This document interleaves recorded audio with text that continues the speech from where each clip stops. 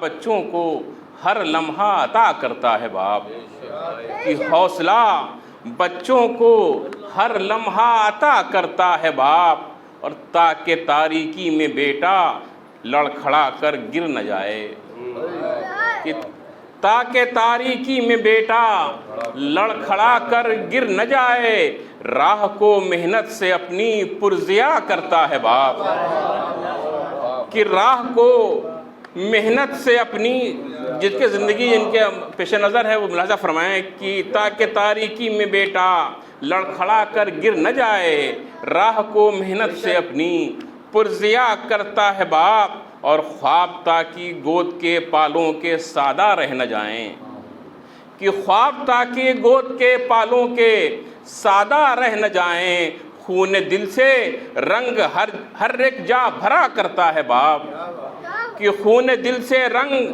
ہر ایک جا بھرا کرتا ہے۔ حضرات یہ شعر بطور خاص حاضر کر رہا ہوں، ملاحظہ فرمائیں کہ خواہش فرزند کی خاطر دیار غیر میں، شعر حاضر کر رہا ہوں کہ خواہش فرزند کی خاطر، ملاحظہ فرمائیں کہ خواہش فرزند کی خاطر دیار غیر میں ماں تو ہو جاتی ہے چپ لیکن صدا کرتا ہے باپ، کہ ماں تو ہو جاتی ہے چپ لیکن صدا کرتا ہے باپ، اور ماں کی تو آغوش ہی پہلا مدرسہ ہے مگر، کہ ماں کی تو آغوش ہی پہلا مدرسہ ہے مگر، تربیت کا گھر کے باہر حق ادا کرتا ہے باپ، کہ تربیت کا گھر کے باہر حق ادا کرتا ہے باپ، ماں کی تو آغوش ہی پہلا مدرسہ ہے مگر، تربیت کا گھر کے باہر حق ادا کرتا ہے باپ۔ ملاحظہ فرمائیں یہ شعر آخری شعر، عظمی بھائی آپ کی نظر کر رہا ہوں، یہ شعر ملاحظہ فرمائیں، اور یہ تمام ان فرزندوں کے لیے ہے کہ جن کے باپ کی تمنا رہتی ہے۔ ملاحظہ فرمائیں کہ تربیت کا گھر کے باہر حق ادا کرتا ہے باپ، اور اپنے قد سے جب قد فرزند ہوتا ہے بلند، ملاحظہ فرمائیں مقطع بھی ہے، ملاحظہ فرمائیں کہ اپنے قد سے جب قد فرزند ہوتا ہے بلند، شکر کا سجدہ قمر اس دم ادا کرتا ہے باپ،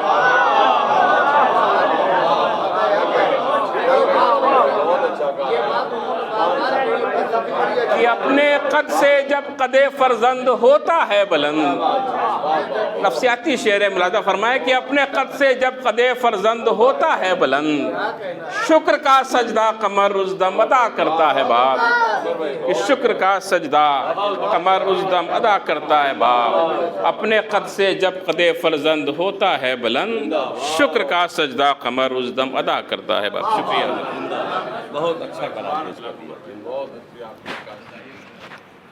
شکراً، بے شک بے شک۔ آئیے حضرات، وقت پہنچ چکا، اور تمام عزیز و قریب جو باہر تشریف رکھتے ہیں، یقیناً ہر نفس یوں تو موت کا چکھتا ہے ذائقہ، آنکھوں سے خون دل یہ بہانے کی موت ہے، خادم اٹھے عالم اٹھے جہاں سے قیامت ہے نجیب، ایک فرد کی نہیں اس زمانے کی موت ہے۔ عظمی بھائی آپ کی خدمت میں ایک قطعہ نجیب الحوادی پیش کر رہا ہے کہ فدائے منزل پر نور لا الہ ہوئے، فدائے منزل پر نور لا الہ ہوئے، قریب حق ہوئے نزدیک حق پناہ ہوئے، نزدیک حق پناہ ہوئے، در حسین سے وابستگی کا فیض نہ پوچھ، در حسین سے وابستگی کا فیض نہ پوچھ، بہت بلندی پہ فائز حسین شاہ ہوئے۔ آئیے حضرات، ان اشعار کی چھاؤں میں خطیب صداقت مخزن علم و ادب فکر کے دریا، انجمن علم و لیاقت کاروان علم و ادب کے رئیس، انسانیت کے نیر طبع، عزت مآب عالی جناب، اور کوئی تو نہیں ہے نا؟ آئیے بس ادب گزارش کر رہا ہوں ظہیر بھائی سے، اب دیر ہو گئی بھائی، آئیے خطیب تقریر کر رہا ہے خطیب غم حسین، پلکوں پہ آنسوں کا ہے منبر سجا ہوا، عزت مآب عالی جناب مولانا ظہیر صاحب حاضر ہیں، نعرہ صلوات، اور انجمن ہاشمیہ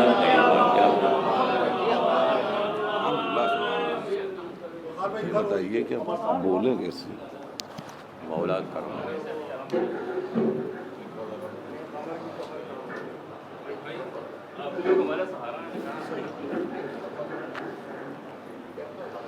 بھائی بہت کسا اس کو بہت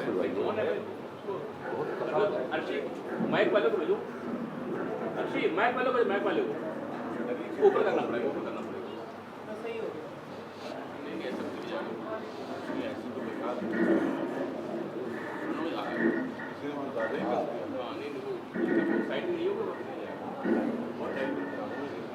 اور لائٹ ہے اس کے اوپر کہیں گر نہ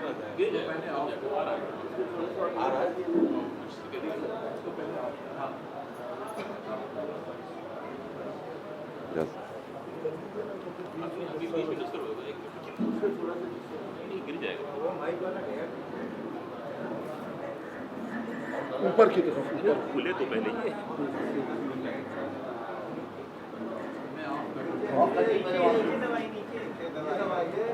مائک والا کہاں ہے یار؟ چلا جاتا کھل نہیں رہا ہے، ٹائٹ ہو رہا ہے، نیچے دبائیے، نیچے ٹائٹ ہو رہا ہے۔ کس طرف ٹائٹ ہو رہی ہے؟ نہیں یہ نیچے ٹائٹ ہو رہا ہے۔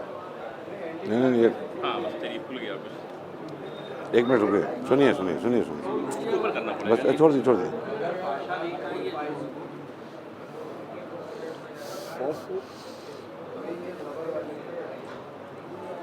ہر گرہ الگ الگ ہوتی ہیں، کھل نہیں رہا ہے۔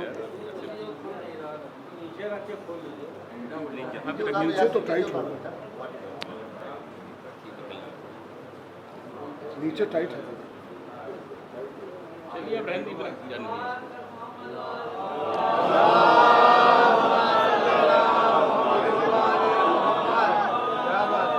کیا کہنا بھائی، سبحان اللہ۔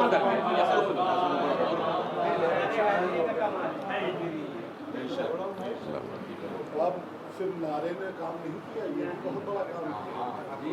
سبحان اللہ، نعرے کا سب ایک منٹ ہم اپنے حساب سے ایڈجسٹ کرنا ہے۔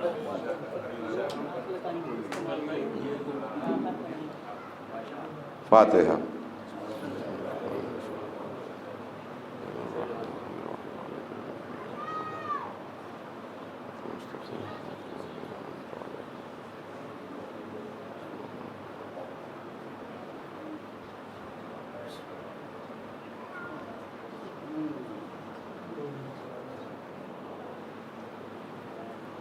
حضرات التماس ہے ایک مرتبہ سورہ حمد و 3 مرتبہ سورہ اخلاص کی تلاوت فرما کر مرحوم حسین شاہ صاحب ابن محمد موسیٰ صاحب کی روح کو احسال ثواب کریں۔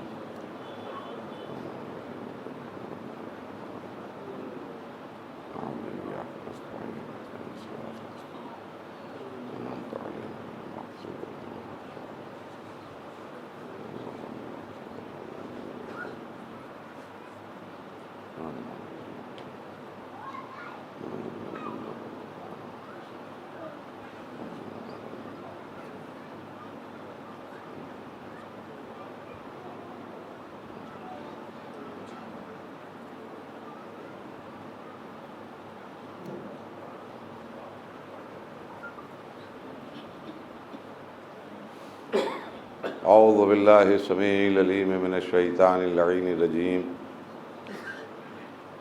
بسم اللہ الرحمن الرحیم، الحمد للہ الذی ہدانا لہذا وما کننا لنہتدی لولا ان ہدانا اللہ، لقد جاءت رسل ربنا بالحق والصلاة والسلام علی اشرف الانبیاء وسید المرسلین سیدنا و نبینا و شفیع ذنوبنا و حبیب قلوبنا مولانا بالقاسم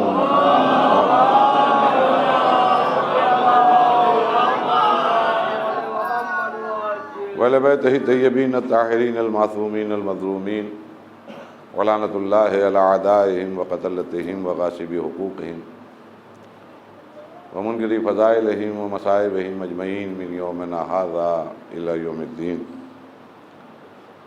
اما بعد فقط قال اللہ تبارک و تعالی فی کتابہ المبین وہو اصدق الصادقین وقولہ الحق۔ بسم اللہ الرحمن الرحیم، کل نفس ذائقۃ الموت۔ ایک صلوات بھیج دیں محمد والا۔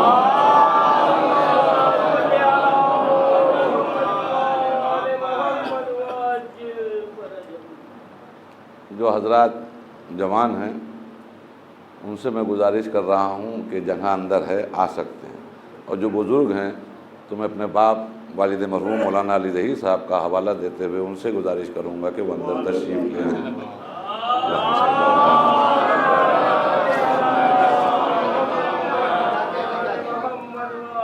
बहरहाल काफ़ी ताख़ीर हो गई है और बहुत दिनों बाद मुझे इत्तेफाक हुआ, ये शरफ़ हासिल हुआ कि मैं यहाँ आपसे मुखातिब हूँ।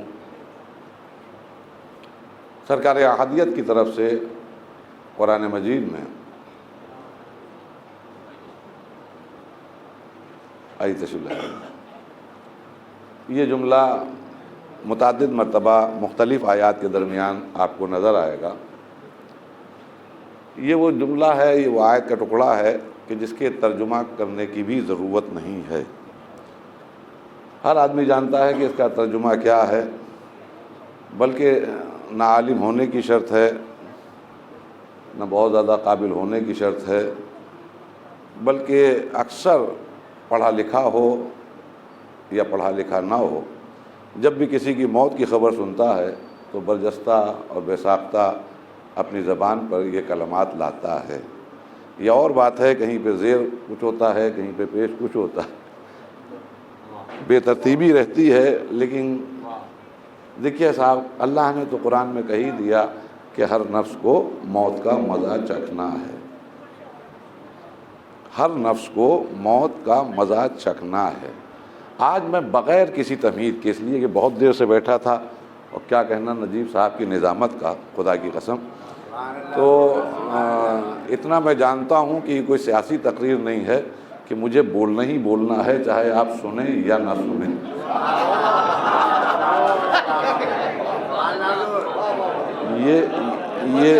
ये मैं उतनी देर तक गुफ्तगू करूँगा जब तक कि आप मुतवज्जे रहेंगे। तो ज़्यादा वक्त न लेते हुए बग़ैर तमहीद के कि कुरान मजीद में ये आयत के इस टुकड़े को आप बार बार उसकी तिलावत करेंगे, लेकिन क्या कहना मोहम्मद और आले मोहम्मद अलैहिस्सलाम की अज़मतों का।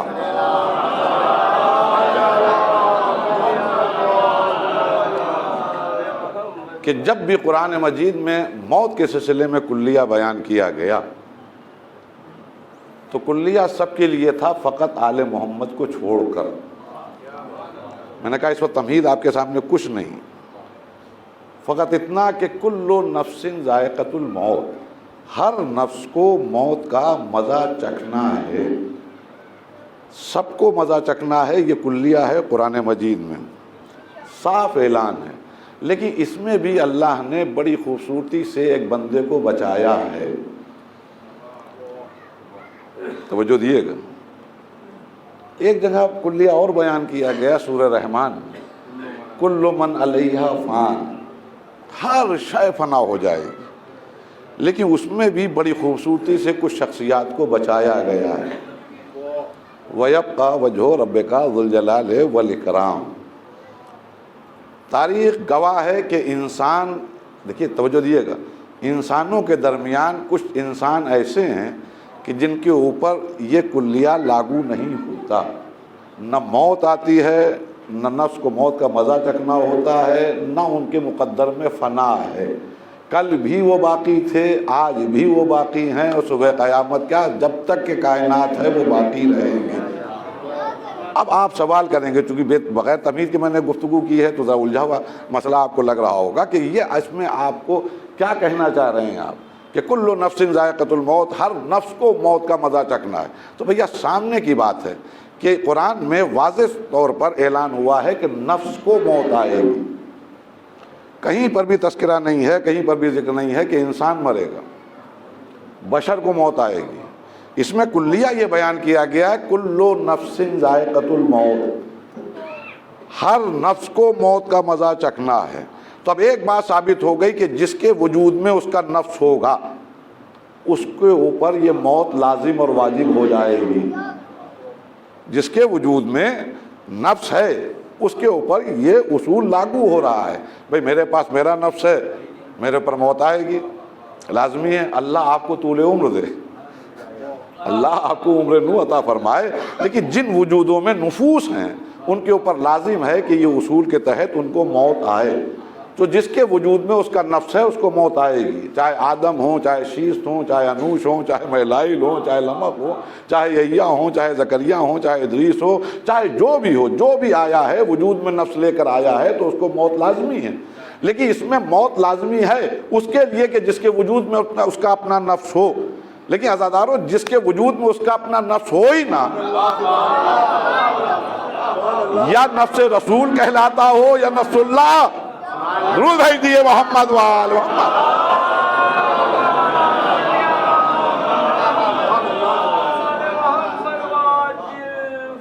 مجھے پاشا صاحب نے بتایا کہ اچھی خاصی اموات ہو چکی ہیں، اور میں نے بے خیالی میں یہ موضوع آپ کے سامنے شروع کر دیا، لیکن بہرحال اس کا ایک رخ یہ بھی ہے کہ جہاں ڈر لگتا ہے، موت سے تو سبھی ڈرتے ہیں۔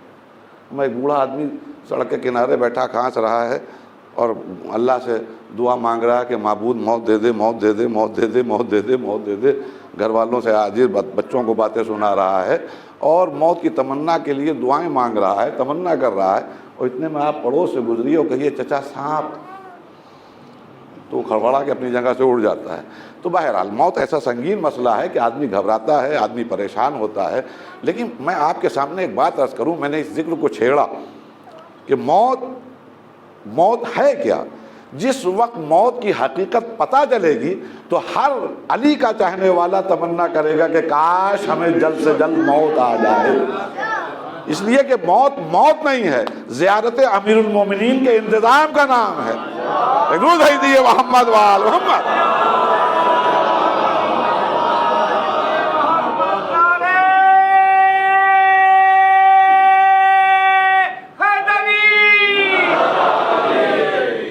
اب آپ متوجہ رہیے کہ موت لازمی ہے، آئے گی بھیا، مفر بھی کسی کو نہیں ہے، بچا بھی کوئی نہیں ہے۔ اما جتنی انسانوں نے کوشش کی ہے موت سے بچنے کے لیے، اور آج تک تدابیر چلی رہی ہیں، آج کل کوششیں چلی رہی ہیں، یہ میڈیکل سائنس کی ترقیاں اس بات کا ثبوت ہے کہ کہیں نہ کہیں اس بات کا خیال ہے کہ کچھ ایسی ترقی ہو جائے، کچھ ایسی ایجاد ہو جائے تاکہ زندگی کچھ بڑھ جائے۔ لیکن ہماری اپنی انسانوں کی کوششیں اپنی جگہ، اس کی مرضی اپنی جگہ۔ میں ایک جملہ عرض کر کے بات کو مختصر کروں، اما آب حیات ڈھونڈنے کے لیے لوگ نکلے ہیں، موت بیچ میں آ گئی، آب حیات نہ مل پائے۔ لوگوں نے اپنے زندگی کو بچانے کے لیے کہ زندہ رہ جائیں، تو زندہ رہنا بہرحال یہ اس کی مرضی ہے کہ ہم زندہ کب تک رہیں گے۔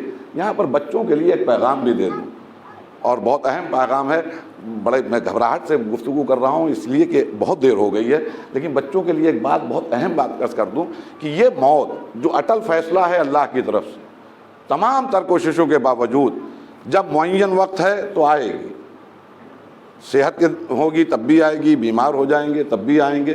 اما کوما کے مریضوں کے خدمت گزاروں کو خدمت کرتے کرتے مرتے ہوئے دیکھا ہے، اور کوما سے مریض کو اٹھ کے زندہ ہوتے چلتے ہوئے دیکھا ہے، تو اس میں یہ بھروسہ نہیں ہے کہ کب آئے گی، جب اس کی مرضی ہوگی، جب مقررہ وقت ہوگا، جب معینہ وقت ہوگا تب موت آئے گی۔ تو موت سے تو مفر نہیں ہے، لیکن میں بچوں کے لیے ایک بات عرض کر دوں کہ یاد رکھیے گا میرا جملہ کہ موت جو معین ہے اللہ کی طرف سے، جس کا علم ہم کو نہیں ہے، اسی کو ہم اپنے اعمال کے ذریعے اسی معینہ وقت کو آگے بھی بڑھا سکتے ہیں اور اسی معینہ وقت کو نیچے گھٹا بھی سکتے ہیں۔ میں نے پھر عجیب بات آپ کے سامنے عرض کر دی۔ ایک معینہ وقت ہے، مثلا میں حسن ظہیر، مجھے 80 برس کی عمر ملی ہے، 70 برس کی عمر ملی ہے، لیکن اس کے ساتھ ساتھ ایک اصول ہے، اگر تمام چیزیں ایک جیسی رہیں، اس کی زندگی اس طرح گزری، تب تو یہ 70 برس ہے، لیکن اس نے کچھ یہ کام کیے تو اس کی عمر میں اضافہ ہوگا، اگر یہ کام کیے تو عمر گھٹے گی۔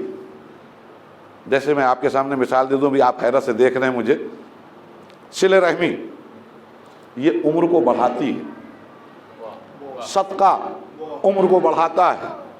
ایک شکاری پیڑ پر چڑھتا ہے، گوریا کے گھونسلے میں ہاتھ ڈالتا ہے، انڈے نکالتا ہے اور لے کے چلا جاتا ہے۔ گوریا وقت کے نبی کے پاس گئی، یا نبی اللہ میری نسل منقطع ہو رہی ہے، میں تو ایک معمولی سی چوڑیاں ہوں، اس کا کیا مقابلہ کروں گی، لیکن آپ تو خدا کے رسول ہیں، آپ میرے اللہ سے جو قادر ہے اس سے پوچھئے یہ کب تک چلے گا۔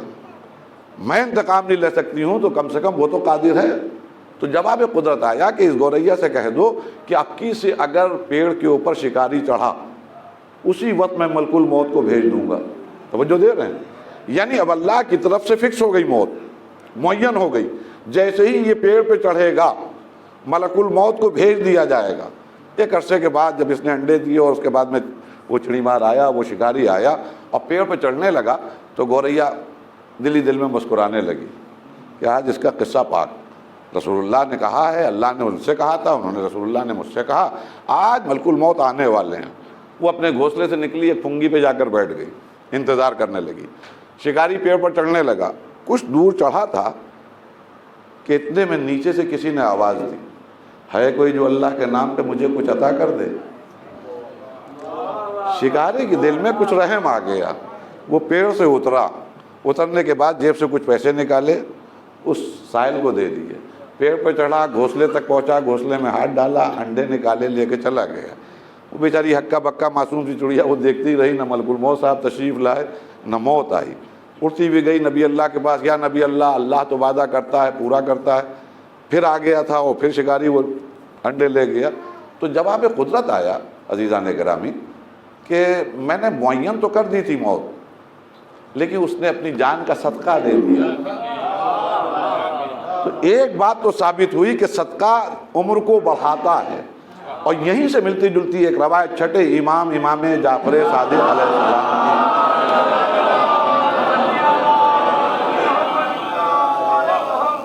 کی کہ آپ عمر کو بڑھا بھی سکتے ہیں اور عمر کو گھٹا بھی سکتے ہیں۔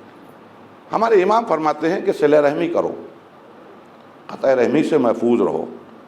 اب بچوں کو لیے عرض کر دوں کہ قطع رحمی اور صلہ رحمی، رحم کہتے ہیں پیٹ کو، میں بہت زیادہ تفصیل میں نہیں عرض کرتے ہوئے فقط ایک جو کم سے کم ایک پیٹ سے اس دنیا میں آنے والے بچے ہیں، سگے بھائی بہن، صلہ رحمی۔ تو اگر کوئی مصیبت میں بھائی یا بہن ہے، اس کی اس مصیبت میں مدد کرنا، اس کا نام ہے صلہ رحمی۔ اور اختیار رکھنے کے باوجود مجبور بھائی یا بہن کا سپورٹ نہ کرنا، اس کا نام ہے قطع رحمی۔ اب سنیے امام کے جملے۔ امام کہتے ہیں کہ قطع رحمی سے بچو، اس لیے کہ قطع رحمی کے دو نقصان ہیں۔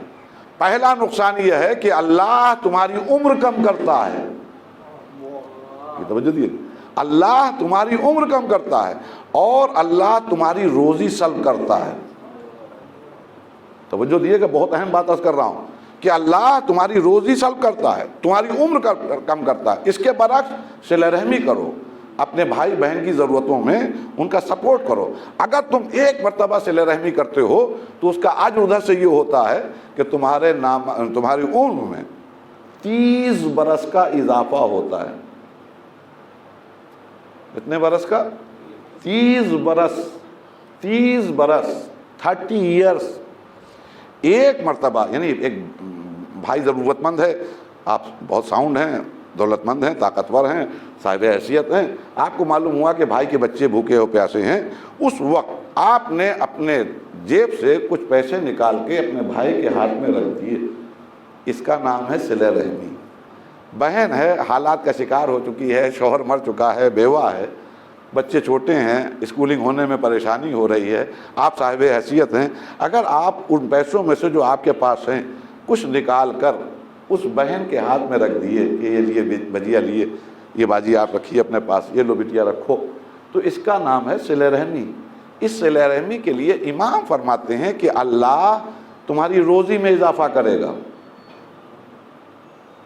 اور اللہ تمہاری عمر میں اضافہ کرے گا، اللہ تمہاری عمر میں اضافہ کرے گا، اور وہ بھی 30 برس۔ کتنی آسانی سے میں پڑھ رہا ہوں، اور اس سے کہیں زیادہ آسانی سے آپ سماعت فرما رہے ہیں۔ اللہ ایک مرتبہ صلہ رحمی سے اپنے بھائی کی ضرورت کے وقت میں 1000 روپے آپ نے دے دیے، تو اللہ آپ کی زندگی میں 30 برس، بھائی یہ یوں سمجھ میں نہیں آئے گا، جب کوئی کریٹیکل بیمار ہوتا ہے اور ہاسپٹلائز ہوتا ہے اور آئی سی یو میں ہوتا ہے، اس کے بعد میں حالت اور بگڑتی ہے، جب وینٹیلیٹر پہ لٹایا جاتا ہے تب سمجھ میں آتا ہے کہ سانسوں کی قیمت کیا ہے۔ جیسا اسپتال ہوتا ہے جیسا اسپتال ہوتا ہے ویسے ہی چارجز ہوتے ہیں. معلوم ہوا 24 گھنٹے کے چارجز کہیں 10,000 کہیں 20,000 کہیں 25,000 کہیں 50,000 کہیں 1 لاکھ کہیں 1.5 لاکھ. معلوم ہوا کہ آپ سانسوں کو کیوں بڑھانا چاہ رہے ہیں؟ نہیں ابھی ہم نہیں چاہتے, سانسیں چل رہی پیسہ خرچ ہو جائے. دیکھیے ابھی ہمارے ابا زندہ ہیں, ابھی ہماری اماں زندہ ہیں, وینٹیلیٹر پر ہیں, روزانہ لاکھوں روپے خرچ کر رہے ہیں, صرف اس تمنا کے ساتھ کہ ابھی ماں کی زندگی باقی رہے, ابھی باپ کی زندگی باقی رہے. آپ نے توجہ نہیں دی جو میں عرض کر رہا ہوں. 24 گھنٹے کے لیے, 24 گھنٹے کی سانسوں کے لیے ہم 1 لاکھ دینے کو تیار ہیں, اور زندگی میں 30 سال بڑھوانے کے لیے تو 1,000 روپے دینے کو. درود بھیجیے محمد وال محمد. دیکھیے یہ تو بات آپ کی ہو گئی. 30 سال ہم اپنی زندگی میں بڑھانے کو تیار نہیں. تو بہرحال عمر بڑھ بھی سکتی ہے, گھٹ بھی سکتی ہے, یہ ایک الگ موضوع ہے. المختصر موت کے اوپر میں گفتگو کر رہا ہوں کہ موت لازمی ہے, موت سے مفر نہیں ہے. بڑی کوششیں ہوئیں, اما نہ جانے کیسے کیسے لوگوں نے کافی کوششیں کی, لیکن ایک وقت ضرور آیا کہ موت, مر جائیں گے, مر گئے. ہم لوگ تو اب ایوریج جو عمر ہے وہ 65 برس, 60 برس, 70 برس. اما اسی انسانوں کی تاریخ میں اگر آپ ہسٹری پڑھیے تو آپ کو حیرت ہوگی کہ 1,000 برس کی عمر پائی ہے لوگوں نے, 1,000 برس کی عمر پائی ہے. آج ہمارے کیا اگر کوئی 100 پلس ہو جاتا ہے, 105 برس کا, 110 برس کا, تو باقاعدہ دنیا کی میگزینز میں اس کے فوٹو چھپتے ہیں, انٹرویو چھپتے ہیں. آپ کی ڈائٹ کیا ہے, آپ کیا کھاتے ہیں, آپ کس طرح, آپ کے 24 گھنٹے کس طرح گزرتے ہیں, صبح شام کس طرح آپ کیا ڈائٹ لیتے ہیں. یعنی انٹرویو چھپ رہے ہیں, فوٹو چھپ رہے ہیں. ارے 100 سے پلس ہو گیا, لیکن انہی انسانوں کے درمیان 1,000 برس کی عمر ہوئی ہے. لیکن آخر میں ایک آواز آئی, مر گئے.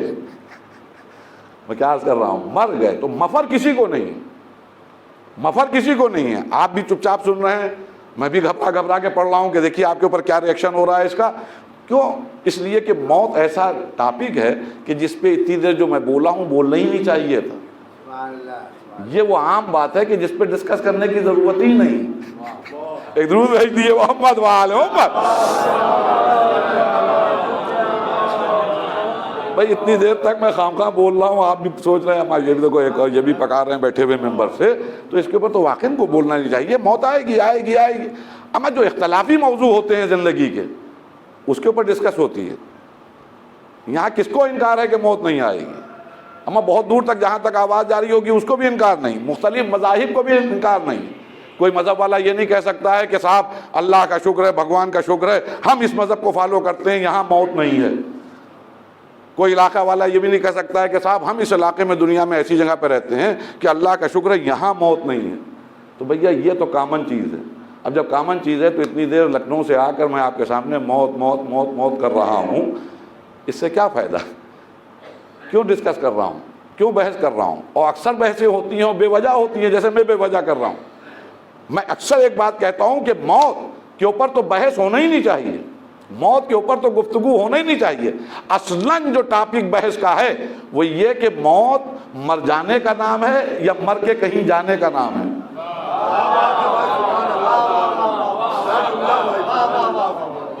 دیکھیے میں بھی بہت تیزی سے شعراء کرام کو بہت دیر سے سن رہا تھا, میں نے فوراً گریز کیا کہ موت مر جانے کا نام ہے. اصلاً بحث یہ ہونا چاہیے. بھئی موت تو لازمی ہے, سب اعتبار کرتے ہیں, سب بھروسہ کرتے ہیں, کس کو انکار ہے؟ تو اس کے اوپر اس ٹاپک پہ بحث کرنا, اس پہ بولنا ہی بیکار ہے. اصلاً تو کوشش کرنا چاہیے کہ یہ بات پر ڈسکس ہو, اس بات پر بحث ہو, یہ کوئی بتانے والا ہو کہ موت مر جانے کا نام ہے یا موت مر کے کہیں جانے کا نام ہے. اور اگر موت مر جانے کا نام ہے تب تو یہ زندگی ہماری, کسی کو ماریں, کسی کو پیٹیں, کسی کا مال غصب کریں, کسی کو ستائیں, کسی کو پریشان کریں, کسی یتیم کا مال کھائیں, کسی محتاج کا مال جو بچا اس کے پاس ہے وہ بھی چھین لیں, اس لیے کہ زندگی ہے, اس کے بعد میں موت کے بعد مر جائیں گے. لیکن بھیا مصیبت ہمارے ساتھ, یا اچھی بات ہمارے ساتھ یہ ہے کہ ہم جس اسلام کو مانتے ہیں وہاں کانسیپٹ مر جانے کا نہیں ہے, وہاں کانسیپٹ ہے مر کے جانا ہے. تو اب مرنے کا کانسیپٹ یہاں نہیں ہے کہ ہم مسلمان سمجھے کہ ہم مر گئے, نہیں, بلکہ ہم مسلمان ہیں, ہمارے اساس دین, ہمارے اصول دین 5 ہیں. اول توحید، دوسرے عدل، تیسرے نبوت، چوتھے امامت، پانچویں قیامت۔ مسلمانوں میں بقیہ شیعوں کے علاوہ بھی مسلمانوں کے درمیان بھی اصول دین ہیں، وہاں پر بھی مانتے ہیں اصول دین 3 ہیں۔ تو اب ظاہر ہے کہ 3-5 کا جھگڑا تو رہے گا، وہ نہ آپ روک سکتے ہیں نہ ہم روک سکتے ہیں۔ ان کا اعتبار یہ ہے کہ اول توحید، دوسرے نبوت، تیسرے قیامت۔ ہم کہتے ہیں کہ نہیں 5 ہیں۔ المختصر اساس دین جو ہے اس پہ تو تمام مسلمانوں کو اعتبار ہے، نہ یقین رکھے تو نماز و روزہ و حج و خمس و زکوٰۃ سب ختم ہو رہا ہے، بیکار جا رہا ہے۔ تو اب مسلمانوں کا اعتبار یہ ہے کہ ہم مریں گے نہیں، مر کے کہیں جائیں گے۔ تو اب دوسرا ایک سوال اٹھتا ہے کہ مر کے جانا ہے تو کہاں جانا ہے؟ میں کیا کہہ رہا ہوں عزیزان کرام؟ اگر مر کے جانا ہے تو کہاں جانا ہے؟ یاد رکھیے جب تک کہ آپ کے سفر کی منزل کا تعین آپ نہیں کرتے، آپ بھٹکتے رہیں گے، منزل تک پہنچ نہیں سکتے۔ ارے بھائی مجھے لکھنؤ سے الہ آباد آنا تھا اور میں بجائے الہ آباد اس روڈ پہ رائبریری روڈ کے آنے کے دوسری روڈ پہ ہردوئی روڈ کی طرف چلا جاتا، تو جتنی دور لکھنؤ سے ہردوئی روڈ کی طرف بڑھتا اتنی دور الہ آباد دور ہوتا چلا جاتا۔ میں کیا عرض کر رہا ہوں؟ تو پہلی بات ہے کہ موت تو مر جانے کا نام، مر کے جانے کا نام ہے، یہ کنفرم ہو گیا۔ اب جب مر کے جانا ہے تو دوسرا سوال مسلمانوں کے درمیان یہ ہے کہ کہاں جانا ہے۔ یہ بھی معلوم ہو گیا کہ مر کے قیامت کے میدان میں جانا ہے۔ تو جب اتنا لمبا موت سے لے کے قیامت تک کا سفر ہے تو یہ بتاؤ کہ کوئی ہم سفر بھی اپنے ساتھ ہے کہ نہیں ہے؟ اور دوسرا سوال کہ جہاں جانا ہے وہاں اپنے کچھ جان پہچان کے ہیں کہ نہیں ہیں؟ میں کیا کہہ رہا ہوں عزیزان کرام؟ 2 باتیں ہیں، ہم سفر جو آپ کے ساتھ سفر میں شریک ہو رہا ہے وہ ٹھیک ٹھاک ہے کہ نہیں، اور منزل مقصود جہاں پہنچنا ہے، فرسٹ ٹائم جہاں جانا ہے وہاں کوئی اپنا ہے؟ اپنا ہے؟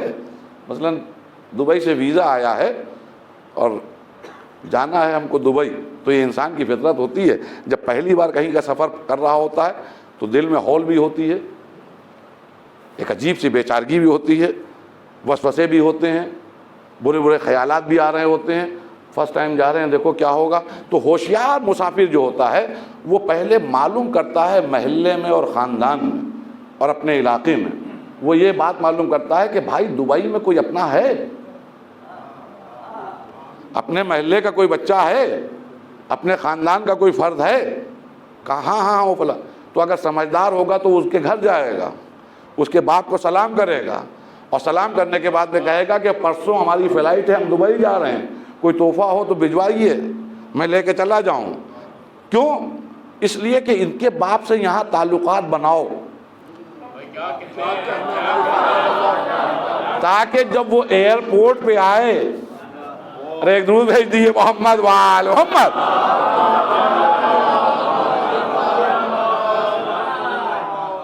بھئی یہ انسان سمجھدار ہوتا ہے۔ میں سائیکولوجیکلی عرض کر رہا ہوں کہ پہلے ہی فرسٹ ٹائم جب سفر ہوتا ہے، مثلا میں ایک مثال دیتا ہوں کہ مثلا یہاں سے مجھے بمبئی جانا ہے لکھنؤ سے، تو جب پہلی بار سفر کریے کسی میٹرو سٹی کا تو آپ حیران ہوں گے۔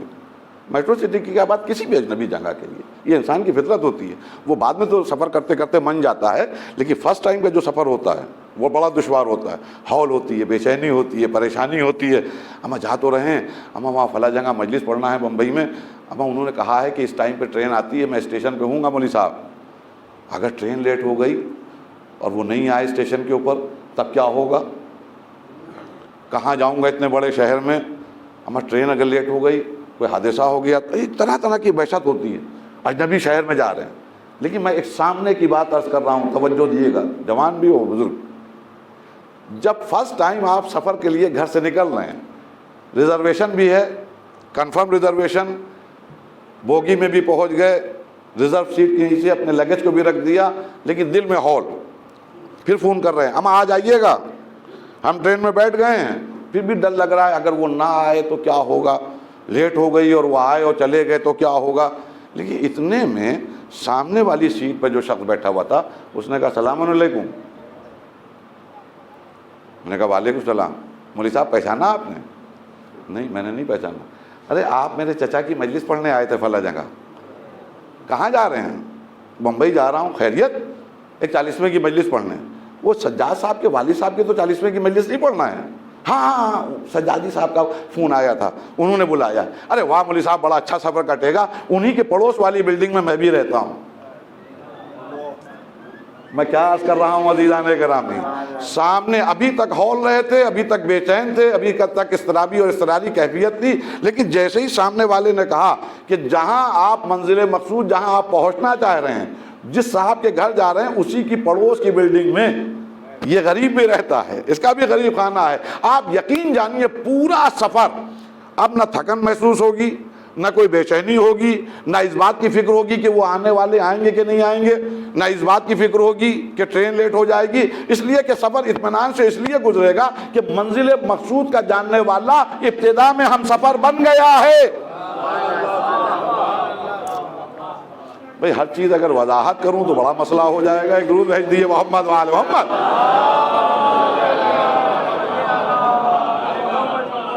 اما جب آپ سفر کر رہے ہیں، موت مر کے جانے کا نام، یہ سفر کی ابتدا۔ اب ابتدائے سفر میں اگر کوئی ایسا ہم سفر مل جائے جو یہاں سے زیادہ وہاں کے راستے جاننے والا ہو،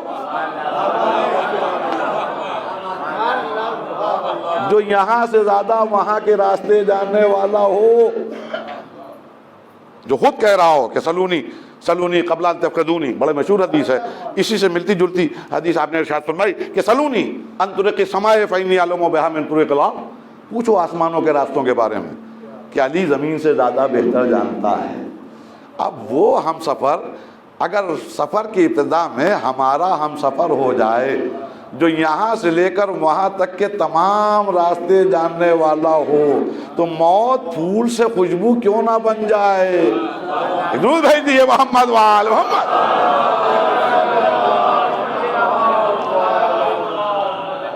موت پھول سے خوشبو کیوں؟ اچھا یہ دیکھیے عجیب اتفاق ہے، میں نے کہا کہ ہم لوگ موت سے گھبرا گئے ہیں، موت سے ڈر جاتے ہیں، لیکن موت کیا انسان کو خوش نصیب بناتی ہے۔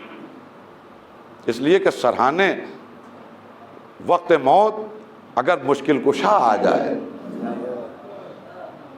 دیکھیے موت بے شک سخت ہے، خود نبی کریم کی ایک حدیث ہے مولانا کہ وَإِذَا مَاتَ الْمَرْءُ قَامَتْ قَیَامَتُهُ، جیسے ہی انسان مرتا ہے اس کی قیامت اس کے سامنے کھڑی ہوتی ہے۔ یہ نبی کریم نے فرمایا ہے، بے شک قیامت کھڑی ہے، لیکن اس سخت وقت میں خود قرآن نے آواز دی، یہ تو نبی کریم کا ارشاد ہے۔ قرآن نے کہا کہ فَلَوْلَا إِذَا بَلَغَتِ الْحُلْقُومَ، یاد کرو جب تمہارے جسم کی جان کھنچ کے تمہارے حلقوم میں آ جائے گی، وَأَنْتُمْ حِينَئِذٍ تَنظُرُونَ، اب تم اس منظر کو دیکھ رہے ہوگے، وَنَحْنُ أَقْرَبُ إِلَيْهِ مِنْكُمْ وَلَكِنْ لَا تُبْصِرُونَ، اس وقت تمہارا رب تمہارے مرنے والے سے تم سے کہیں زیادہ قریب ہوگا، وَلَكِنْ لَا تُبْصِرُونَ، یہ اور بات ہے کہ وقت موت تم اپنے اللہ کو دیکھ نہیں پاؤ گے۔ میں کیا عرض کر رہا ہوں، یہ سورہ واقعہ ہے، مولوی صاحب کی روایت نہیں ہے، مولوی صاحب کا بیان نہیں ہے، کوئی حدیث نہیں ہے۔ قرآن مجید میں 56ویں پارے میں موت 56ویں سورے میں یہ کیفیت بیان کی گئی ہے کہ جب جسم سے جان نکلتی ہے تو اللہ قریب ہوتا ہے۔ اب ماشاءاللہ پڑھے لکھے حضرات تشریف فرما ہیں، جو بزرگ ہیں، اگر میں غلط کہہ رہا ہوں تو میری اصلاح کر دیں، کہ اللہ نے وقت موت وعدہ کیا ہے کہ میں تمہارے قریب ہوں گا، لیکن ایک مسئلہ ہے، اللہ نے ہم سے بھی پہلے 2 نبیوں سے وعدہ کیا ہے، پہلے ادھر چیک کریے کہ وہاں پہنچا کہ نہیں پہنچا۔ ایک وعدہ کیا ہے کلیم سے، آؤ کلیم کوہ طور کے اوپر، لیکن جب کلیم پہاڑ پہ چڑھ کے اس منزل پہ پہنچے تو اللہ نظر نہیں آیا، ایک پیڑ سے روشنی کوند رہی تھی، ایک آواز آ رہی تھی، وہ موسیٰ کلیم اللہ تھے، سمجھ گئے کہ بولنے والا کون ہے۔ دوسرا وعدہ ہمارے حبیب سے کیا، نبی کریم سے، آؤ شب معراج، آؤ، اتنا قریب بلا لیا، اتنا قریب بلا لیا کہ جو فرشتوں کا سردار تھا وہ بھی ٹھٹک کے رک گیا، کہا یا رسول اللہ آگے آپ کی منزل ہے، اگر ایک قدم بھی آگے بڑھاؤں تو میرے پر جل جائیں، جائیے خدا حافظ، تشریف لے جائیے، آپ ہیں آپ کا پروردگار، آپ ہیں آپ کا اللہ۔ میرا دوسرا سوال ہے، کیا اللہ نے اتنے قریب بلانے کے بعد خود گفتگو کی؟ خود بولا، خود کلام کیا. میں کیا عرض کرنا چاہ رہا ہوں، 2 وعدے کیے ہیں. موسیٰ کلیم اللہ سے وعدہ کیا کہ آؤ کوہ طور پر، وہاں ایک پیڑ کا سہارا لیا. شب معراج نبی کریم کو بلایا، وہاں پر لہجہ علی کا سہارا لیا. لہجہ مولا متقیان. اچھا یہ ٹیکنیکل مسئلہ ہے، لوگ کہتے ہیں غلو کرتے ہیں یہ علی کے چاہنے والے، اور کہتے ہیں سیدنا علی کرم اللہ وجہہ اس منزل پہ تھے کہ اللہ نے علی کے لہجے میں بات کی. اما ضرورت تھی اس بات کی؟ اس لیے کہ اللہ اور رسول کے درمیان جو رسول تھا اس کا نام ہے جبرائیل. اللہ اور رسول کے درمیان باتیں پہنچانے والا جو تھا اس کا نام تھا جبرائیل. وہ وہاں کھڑا ہوا ہے، اللہ کو بولنا ہے. اگر وہ خود بول دے تو اس کی وحدانیت مجروح ہو جائے. میں کیا کہہ رہا ہوں، اگر خدا خود متکلم ہو جائے تو اس کی وحدانیت مجروح ہو جائے.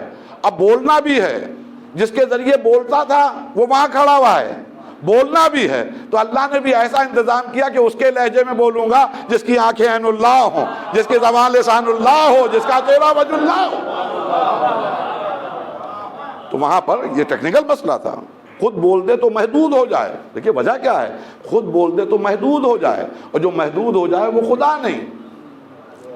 میں کیا کہہ رہا ہوں، جو خود بول دے، جو ایک جگہ مثلا ہم لوگ امام باڑے کے اندر بیٹھے ہیں تو اس کے معنی باہر نہیں ہیں، جو باہر حضرات ہیں وہ اندر نہیں ہیں. ہم لوگ مجبور لوگ ہیں، جہاں فکس ہو گئے. لیکن اللہ کے لیے یہ اصول نہیں ہے. اللہ سب جگہ ہے. کہیں فکس کیا لمحے بھر کے لیے بھی تو اس کا مطلب دوسری جگہ خالی ہے. اگر کوہ طور میں پیڑ کی سہارے کی بجائے خود ہوتا تو وہ محدود ہو جاتا. شب معراج اگر خود نبی کریم سے محو کلام ہو جاتا تو محدود ہو جاتا. میں کیا کہہ رہا ہوں، بولے تو محدود ہو جائے، جو محدود ہو جائے وہ خدا نہیں. تو معلوم ہے اللہ نے نبی سے وعدہ کیا، اللہ نے کلیم سے وعدہ کیا، وہاں پیڑ کا سہارا لیا، یہاں پر لہجہ علی کا سہارا لیا. تیسرا وعدہ ہم سے کیا، وَنَحْنُ أَقْرَبُ إِلَيْهِ مِنْكُمْ، ہم تمہارے قریب ہوتے ہیں. یہ اور بات ہے کہ تم اپنے اللہ کو نہیں دیکھ پاتے. یہ بھی مسئلہ وہی ہے، اگر خود آ جائے تو اس کی وحدانیت مجروح ہو جائے. خود آ جائے تو وہ محدود ہو جائے، جو محدود ہو جائے وہ خدا نہیں. یہاں پر بھی وہی آیا جو شب معراج پردے کے پیچھے بولا تھا، محمد وآل محمد.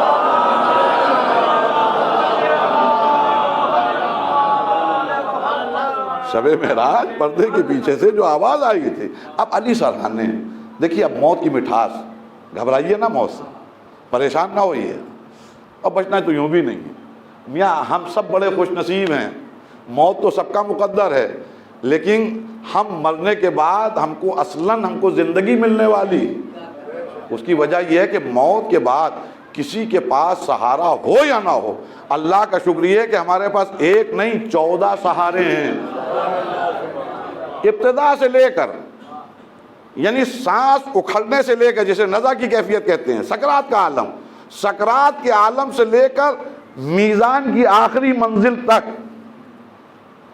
ایک نہیں 12 ہیں، 12 نہیں 14 ہیں. تو گھبرائے وہ کہ جس کے پاس کوئی نہ ہو، گھبرائے وہ کہ جس کے برتے پہ گیا ہو وہ خود وہاں پٹ رہا ہو. پریشان وہ ہو کہ جس کو فالو کر رہا ہو وہ خود وہاں پٹائی ہو رہی ہے اس کی. یہاں تو اللہ کا شکر ہے کہ یہ وی آئی پیز لوگ ہیں، وی آئی پی، یعنی عجیب عظمت آل محمد علیہ السلام نظر آئے گی محشر کے ہنگام میں.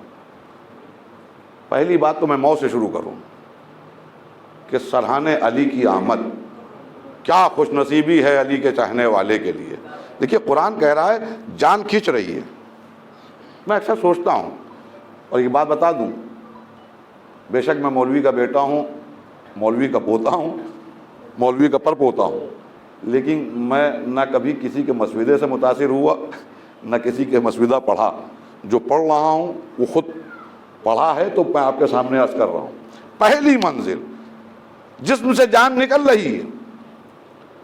میں اکثر سوچتا ہوں کہ زندگی کی سب سے بڑی تکلیف بدن سے روح کا نکلنا ہے، اس لیے کہ اس تکلیف کو قرآن نے انڈیکیٹ کیا، قرآن نے بیان کیا، جسم سے جان نکل رہی. لیکن اب میں آپ کے سامنے کی بات عرض کروں، ہم لوگوں کی عادت ہے کہ ہم کو درد ہوتا ہے، اور جب درد بڑھتا ہے اور کچھ سمجھ میں نہیں آتا ہے تو ہم اسی کو پکارتے ہیں جو درد کا مداوا ہے. ہم جب مشکل میں گرفتار ہوتے ہیں تو ہم اسی کو آواز دیتے ہیں جو مشکل کشا ہے. اما بعض وقت تو ہم حواس میں ہوں یا نہ ہوں، عقل کام کرے یا نہ کرے، اگر مصیبت دیکھیں گے تو پکاریں گے اسی کو جو مشکل کشا ہے. تو میں اکثر سوچتا ہوں جب چھوٹی بڑی مصیبتوں میں یا علی یا علی، یہ ماؤں کا شکریہ، ان گودوں کا شکریہ کہ جنہوں نے ہماری گٹیوں میں یہ بات کہ جب چوٹ لگی، جب تکلیف ہوئی، جب درد ہوا، زبان پہ برجستہ آیا یا علی. تو ہم عادی ہیں اس بات کے کہ مصیبت کو دیکھتے ہیں تو یا علی کہتے ہیں. میں اکثر سوچتا ہوں کہ جب جسم سے جان کھنچ رہی ہوگی تو کوئی سہارا نہیں ہوگا، وانتم حینئذ تنظرون، بس بیچارگی کا عالم ہوگا. ایسے موقع پر جب کوئی ساتھ نہ ہو تو چاہے ہونٹ نہ ہل رہے ہوں، لب نہ گویا ہو رہے ہوں، دل بول رہا ہوگا یا علی یا علی یا علی. اتنے میں سرہانے وہی مشکل کشا آ گیا جس کا پکار رہے تھے، جس کو آواز دے رہے تھے. نہیں، یوں نہیں سمجھتے. میں ایک قرآن کے حوالے سے آپ کے سامنے عرض کروں کہ موت آل محمد کے چاہنے والے کے لیے راحت اور کیوں ہے، سکون کا باعث کیوں ہے. دیکھیے موت کی سختیاں سب کے لیے ہیں، لیکن خوش نصیب ہے جو علی کا چاہنے والا ہے. اس لیے کہ جب جسم سے جان کھنچ رہی ہے اور پکار رہا ہے وہ علی کو، اور علی سراہنے آ گئے، تو اب درد تو ہوگا، احساس درد نہیں ہوگا. درد تو ہوگا، احساس درد نہیں ہوگا. تکلیف تو ہوگی، اب تکلیف کا احساس مر جائے گا. آپ کہیں گے کیسے؟ تو سورہ یوسف گواہ ہے اس بات کا. جب بہت تان سن لیے جناب زلیخا نے، جس بز میں جائیں، جس محفل میں جائیں، مصر کی عورتیں ہیں طنز کر رہی ہیں، کمنٹس کر رہی ہیں، ہجو کر رہی ہیں جناب زلیخا کی. شرم نہیں آئی تھی؟ کچھ تو سوچا ہوتا، کچھ تو خیال کیا ہوتا. لاکھ حسین ہے یوسف، لاکھ خوبصورت ہے یوسف، تھا تو وہ غلام، تم تو عزیز مصر کی بیوی ہو. جب تانے سنتے سنتے جناب زلیخا عاجز آ گئیں تو انہوں نے ایک فیصلہ کیا کہ ان تمام عورتوں کو اپنے محل میں دعوت دی. اور جب مصر کی عورتیں جمع ہو گئیں تو سب کے ہاتھ میں ایک چھری دی اور ایک پھل دیا اور کہا کہ جس وقت میں آرڈر دوں تم لوگ اس چھری کو اس پھل پہ چلانا. اب تمام عورتیں ہاتھ میں چھری لیے ہوئے، پھل لیے ہوئے اس حکم کا انتظار کر رہی ہیں. اتنے میں جناب یوسف کو سامنے سے گزارا. اب جو جمال یوسف سامنے آیا، اب جو عورتیں دیدار یوسف میں مہو ہوئیں، تو اب میں نہیں کہہ رہا ہوں، کوئی مولوی صاحب نہیں کہہ رہے، قرآن کہہ رہا ہے. سورہ یوسف کی آیت کہہ رہی ہے کہ وہ یہ کہتے ہوئے چھری چلانے لگی، ارے یہ بشر نہیں ہے، یہ بشر نہیں ہے، یہ انسان نہیں ہے، اتنا خوبصورت، اتنا حسین، ارے یہ تو کوئی ملک ہے، یہ تو کوئی ملک ہے. اور اس طرح قرآن کہتا ہے کہ اپنی چاروں انگلیاں کاٹ لیں. میں کیا کہہ رہا ہوں؟ چاروں انگلیاں مصر کی عورتوں نے کاٹ لی. یا جناب یوسف کی خوبصورتی میں اتنی مہو ہو گئیں کہ چاروں انگلیاں کٹیں. زبان پہ ان کے جو کلمات تھے وہ قرآن نے محفوظ کیے. ارے یہ ملک ہے، بشر نہیں ہے، اتنا خوبصورت، ایک انگلی کٹی. اتنا خوبصورت، دوسری انگلی کٹی. یہ تو ملک ہے، تیسری انگلی، ارے یہ تو ملک کریم ہے، چوتھی انگلی کٹی. چاروں انگلیاں کٹ گئیں. قرآن میں کہیں تذکرہ نہیں ہے کہ کسی عورت نے اف بھی کی ہو. جس پہ کانٹا چبھتا ہے تو اذیت ہوتی ہے، کانٹا چبھ جائے تو اذیت ہوتی ہے. یہاں انگلیاں کٹ گئیں، خون بہ رہا ہے. کہیں کہیں آپ کو نہیں ملے گا کہ کوئی عورت بے چین نظر آئی ہو، مضطرب نظر آئی ہو، روتی ہوئی نظر آئی ہو، بلکہ چہرے پہ مسکراہٹ، لبوں پہ تبسم، اور یہ کہتے ہوئے قصیدہ پڑھ لی ہے، ارے یہ بشر نہیں ہے، یہ بشر نہیں ہے، یہ تو ملک ہے، یہ تو ملک ہے. تو ایک بات سمجھ میں آ گئی، اگر حسن یوسف سامنے آ جائے تو درد تو ہوگا، احساس درد ختم ہو جائے گا.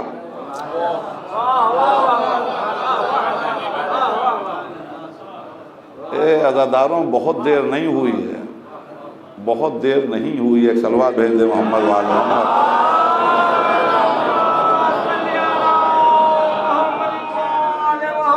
اگر اللہ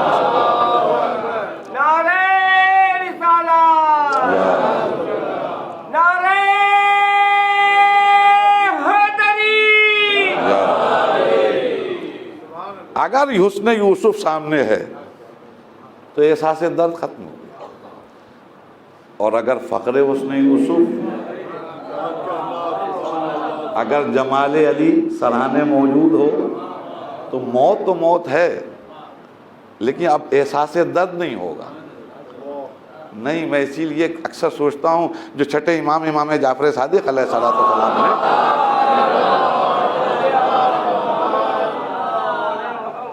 جب کسی نے پوچھا کہ موت کے اوپر کچھ مثال دے کے بتائیے کہ موت کے وقت انسان کے اوپر کیا کیفیات سے، کن کیفیات سے دو چار ہوتا ہے انسان، تو آپ نے کہا کہ بس اتنا سمجھ لو کہ خاردار درخت کے اوپر ایک ریشمی کپڑا ڈال کر جھٹکے کے ساتھ کھینچو، جس طرح کپڑے کی حالت ہو جاتی ہے، تار تار ہو جاتا ہے، اسی طرح بدن انسانی کی حالت، رونے لگا چاہنے والا۔ کہ مولا سب کے ساتھ یہ ہوگا؟ کہ کیوں پوچھ رہا ہے؟ کہ ہمارے ساتھ بھی ہوگا؟ کہ نہیں، تیرے ساتھ نہیں ہوگا۔ کہ اس کی کوئی مثال؟ کہ تو اپنے لیے بس یہ سمجھ لے جیسے پھول سے خوشبو۔ دیکھیے ماشاءاللہ صاحبان علم تشریف فرما ہے، میں نے بہت غور کیا، یہ پھول سے خوشبو نہیں ہے، درد وہی ہوگا جو پہلی مثال دی ہے، درد وہی ہوگا، تکلیف وہی ہوگی، یہ پھول سے خوشبو نہیں ہے، علی ابن ابی طالب علیہ السلام کی آمد ہے، یہ مولائے متقیان کا سرہانے آنا ہے۔ تو معلوم ہوا جب سفر کا آغاز ہو رہا ہے تو مشکل کشا ہم سفر ہے، قبر کی منزلیں دوسرا اسٹیپ، وہاں پر بھی مولائے متقیان نظر آ رہے ہیں، آقا حسین نظر آ رہے ہیں۔ تیسرا اسٹیپ محشر کا ہنگام، میں بہت کو جلدی عرض کر رہا ہوں کہ چھٹے امام بلکہ 11ویں امام حسن عسکری علیہ السلام،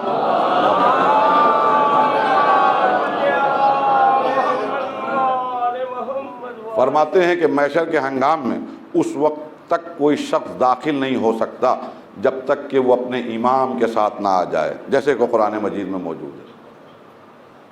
ابو ہاشم سے مخاطب ہو کر کہنے لگے، ایک بزرگ صحابی تھے، آئے امام کی خدمت میں، ایک سوال کیا، امام نے سوال کا جواب دیا، رونے لگے، کندھے پہ ہاتھ رکھا، کیوں رو رہے ہو؟ مولا آپ لوگوں کو اللہ نے کیا عظمتیں دی ہیں، کیا فضیلتیں دی ہیں، دنیا والے سمجھتے نہیں، کوئی قتل کر رہا ہے، کوئی قید کر رہا ہے، کوئی زہر دے رہا ہے، اور یہ اسی بات کو سوچ کے رو رہا ہوں۔ کندھے پہ ہاتھ رکھا ابو ہاشم کے، 11ویں امام نے کہا اللہ تمہیں اس خیر پہ باقی رکھے، لیکن ابو ہاشم تم بھی نہیں جانتے ہو کہ اللہ نے ہم آل محمد کو کیا کیا عطا کیا ہے۔ یہ بڑا مشہور واقعہ ہے، اور یہاں سے میں ایک بات اور کر لوں، کیونکہ ایام رضا کی آخری شبیں ہیں، آخری روز ہیں، کہ اکثر ہم لوگ بقرادیت کا شکار ہو جاتے ہیں آل محمد کے فضائل کے بارے میں، ان کے کمالات، ان کے معجزات، ان کے میریکلز کو دیکھ کر۔ یاد رکھیے کہ 4 معصومین کے ساتھ رہنے والا ابو ہاشم ہے، یہ وہ صحابی ہے جو 8ویں امام سے لے کر 11ویں امام تک مستقل 4 معصومین کے ساتھ رہا ہے، اس کو 4 معصومین کی صحابیت کا شرف حاصل ہوا ہے۔ اس بوڑھے صحابی سے ہمارے 11ویں امام کہہ رہے ہیں کہ تم بھی نہیں جانتے کہ جب ہم آل محمد کو اللہ نے عطا کیا ہے۔ تو ایک بات ذہن میں رکھیے گا، جب ہم 4 معصومین کی صحابیت میں رہنے والے کو بارے میں جان گئے کہ وہ نہیں جانتا کہ آل محمد کیا ہیں، تو ہم 2-4 کتابیں پڑھ کے کیا سمجھ پائیں گے کہ آل محمد کیا ہے۔ فرمانے لگے کہ سنو، محشر کے ہنگام میں جب بلائے جائیں گے لوگ اپنے اپنے اماموں کے ساتھ ہوں گے، لیکن ابو ہاشم تم مت گھبرانا۔ کہ مولا کیوں؟ کہ جب تمہیں آواز دی جائے گی تو آگے آگے حسن عسکری ہوگا، اور جب آگے آگے حسن عسکری ہوگا تو تمہارا انجام بخیر ہوگا۔ تو معلوم ہوا موت سے لے کے قیامت تک کا سفر لوگوں کے لیے دشوار ہو سکتا ہے، لیکن جو 14 کے ماننے والے ہیں وہاں دشواریاں نہیں، راحتیں ہی راحتیں ہیں، سکون ہی سکون ہے۔ کیا کہنا اس مرنے والے کے لیے جو محشر کے ہنگام میں پہنچے تو معلوم ہے پیاس لگ رہی ہے تو وہ ساقی کوثر کھڑے ہوئے ہیں، شفاعت کا مسئلہ ہے تو وہ شافع محشر کھڑے ہوئے ہیں، جنت میں جانے کا مسئلہ ہے تو وہ جوانان جنت کے۔ اما خدا کی قسم ان کو اگر دیکھیے، آئینہ زین العابدین، ایک آواز آئی، نبی کریم نے فرمایا ایک جوان آئے گا محشر کے ہنگام میں۔ نبی کریم رکے، جانتے ہو وہ زین العابدین کون ہوگا؟ یا رسول اللہ ارشاد فرمائیے، وہ میرے بیٹے حسین کا بیٹا علی ہوگا جو زین العابدین کے نام سے پکارا جا رہا ہوگا۔ تو معلوم ہوا کہ محشر موت سے لے کر ہنگام حشر کی آخری منزلوں تک اگر کسی کا اقتدار اور کسی کی حکومت ہے تو بس وہ یہی ڈیوڑی ہے جس ڈیوڑی پر آپ آ کر بیٹھے. اور اللہ غریق رحمت کرے حسین شاہ صاحب کو بھی کہ ان کی بھی پہچان, جہاں تک مجھے معلوم ہوا کہ ان کی بھی پہچان ذکر حسین, مجلس حسین, انجمن سے وابستگی, یا حسین کی صدائیں ان کی گواہ ہیں کہ وہ حسین کے در سے وابستہ تھے. اور پھر سب سے بڑی بات ہے عزیزوں, جس نے حسین کے غم میں شرکت کری تو یہ حسین کا غم نہیں ہے, ایک دکھیاری ماں کے دکھے ہوئے دل تسکین دینے کا مسئلہ ہے. یہ فرش ادائے حسین نہیں ہے, یہ ایک دکھی بھی ماں کے دکھے ہوئے دل کی جہاں سکون اس کو میسر آتا ہے. بس عزاداروں, میں نے مجلس کو تمام کیا, خدا غریق رحمت کرے. میں شرمندہ ہوں کہ ذرا سی الجھی مجلس ہو گئی, لیکن بہت دیر ہو گئی تھی تو میں گھبرا رہا تھا کہ اتنی جلدی کیسے میں بات کو اپنی سمیٹوں گا اور کیسے بات کو مکمل کروں گا. الغرض موت لازمی ہے, لیکن موت ایک شرف ہے اگر آل محمد کی محبت کے ساتھ آئے. معاشر کے ہنگام میں خدا کی قسم مولا علی سے لے کر آخری امام تک چاہنے والوں کے مددگار ہوں گے, اور کیا مرتبہ ہوگا ان کا. لیکن اللہ معاف کرے, بے شک بڑے بزرگ اور بڑے عالی مرتبے پر فائز یہ معصومین نظر آئیں گے, لیکن وہاں ایک مقدس بیوی ہوگی جس کے مرتبے کا عالم یہ ہے کہ وہ خود نہیں آئے گی بلکہ مشیت کی طرف سے سواری بھیجی جائے گی, جناب زہرا سلام اللہ علیہا. ہاں عزاداروں, ہمیں احساس بھی نہیں ہوتا کہ یہ فرش غم پر بیٹھ کے ہم کو کیا رتبہ مل رہا ہے, ہم کیا کیا خرید رہے ہیں, اور ہمارے نامہ اعمال میں کیا کیا انعامات لکھے جا رہے ہیں اور کیا کیا اجر لکھے جا رہے ہیں, ہمیں احساس بھی نہیں ہوتا. بس اتنا عرض کر دوں کہ کیا کہنا اس فرش ازائے حسین کے تقدس کا کہ یہاں آنے والی کچھ ڈیمانڈ بھی نہیں کرتی, یہاں آنے والی کوئی مطالبہ بھی نہیں کرتی. جو محشر کے ہنگام میں بغیر سواری کے نہ پہنچے, میں کیا عرض کر رہا ہوں, جو بغیر سواری کے محشر کے ہنگام میں نہ پہنچے وہ ہم سے کہتی ہے کہ تم بس ذکر حسین کر لینا. جہاں کہیں فرش ادائے حسین بچھائی جائے گی, میں وعدہ کرتی ہوں کہ میں پرسہ لینے کے لیے آؤں گی.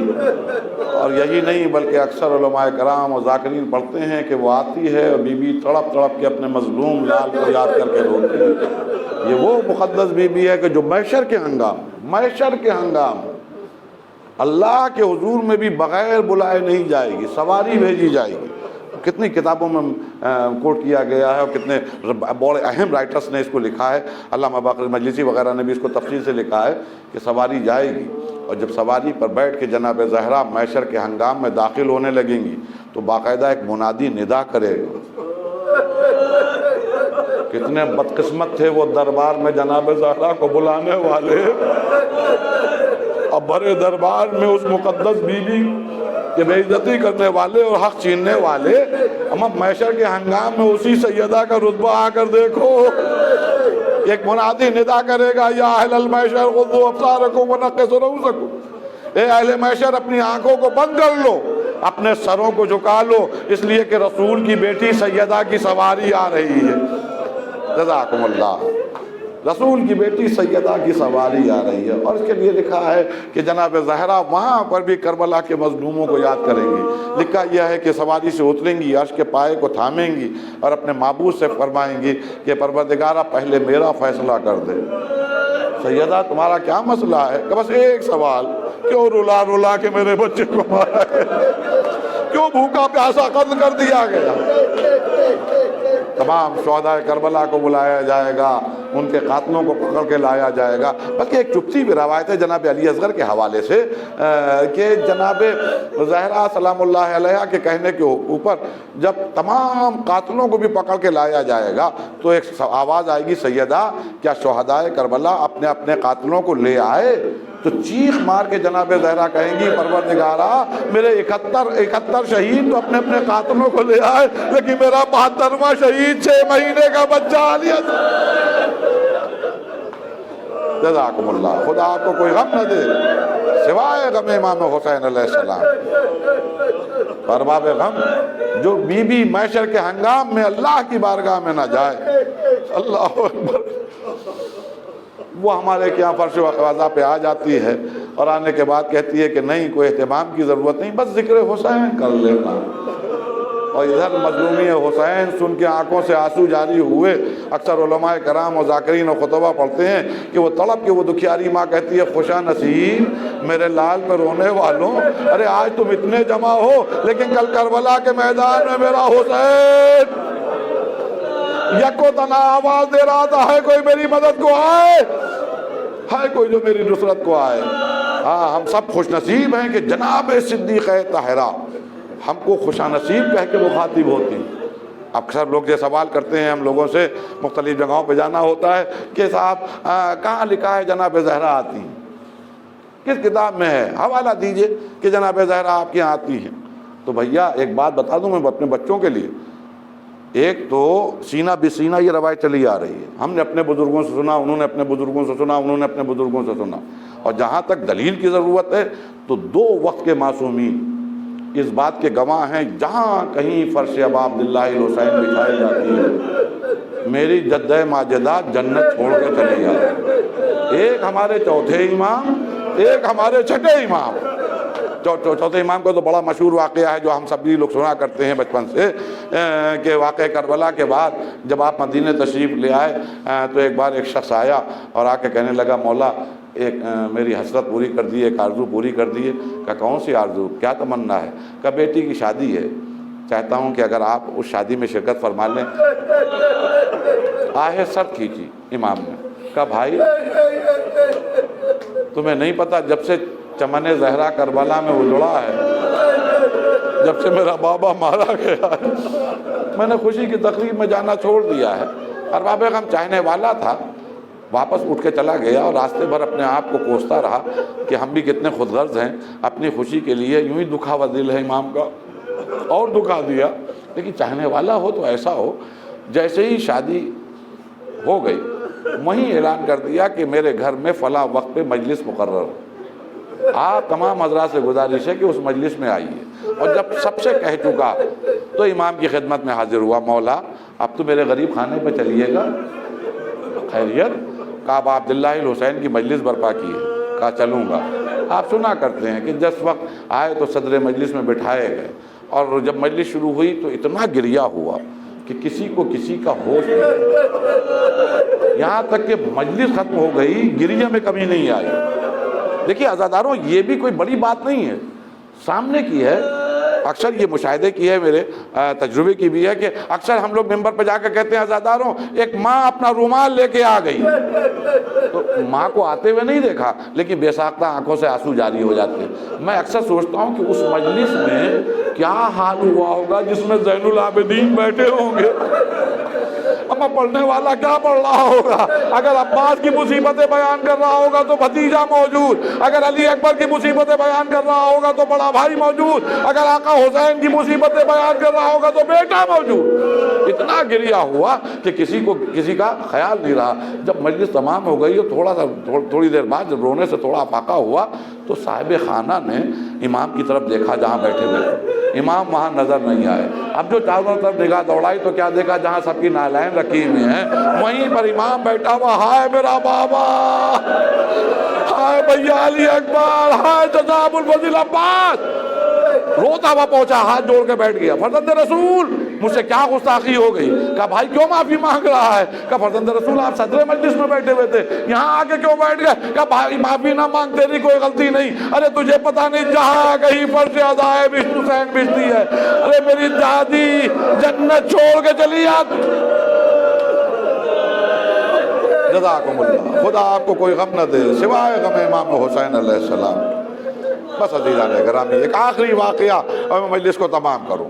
اسی طرح ہمارے چھٹے امام کا ایک بڑا مشہور واقعہ ہے جو ان کے صحابی کا ہے، جس کا نام فضیل تھا، جناب فضیل ابن یسار، بڑے معتبر صحابی ہیں، اکثر ان سے بھی روایتیں کوٹ کی گئی ہیں۔ جناب فضیل کو ایک دن کربلا والے بہت یاد آئے، اور دیکھیے یہ چاہنے والوں کی پہچان بھی ہوتی ہے، ضروری نہیں ہے کہ فرش عزا پر بیٹھے کہ تبھی آپ کی آنکھوں میں آنسو آئیں گے، بعض وقت ہوتا ہے کہ گھر میں آپ اپنے بستر پر آرام کر رہے ہیں، ایک دم سے کربلا والوں کا خیال آ گیا۔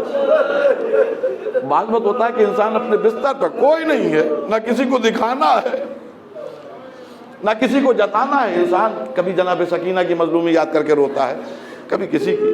تو جناب فضائل کو ایک روز کربلا والے بہت یاد آئے، بہت دیر بے چین رہے اور روتے رہے، کچھ سمجھ میں نہیں آ رہا تھا کہ کیا کروں، کیسے دکھے ہوئے دل کو قرار دوں۔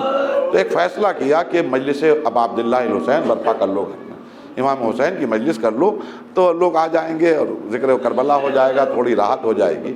انہوں نے اعلان کر دیا، لکھا یہ ہے کہ جب انہوں نے سب سے کہہ دیا کہ فلاں وقت پہ ہمارے گھر میں مجلس ہے، تم لوگ سب آنا، تو اب خیال آیا کہ امام کو بھی بتا دیں، امام کی خدمت میں بھی جا کر بتا دیں، اطلاع دے دیں کہ آپ کے دادا کی مجلس رکھی ہے۔